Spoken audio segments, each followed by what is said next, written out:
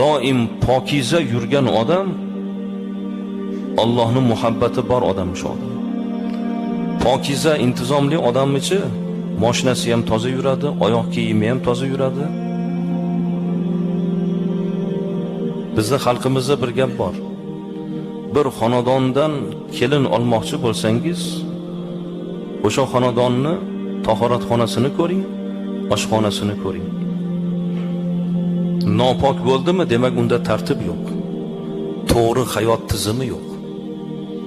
Oshxonasini, tahoratxonasini pokiza ushlagan xonadon tartibli xonadon, intizomli xonadon, barakasi bor xonadon. Bu xonadonda poklik bormi?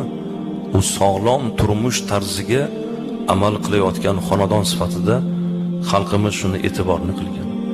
Shuning uchun bizda mana ilgari odat, bu odatlar deyarli yo'qolib ketdi.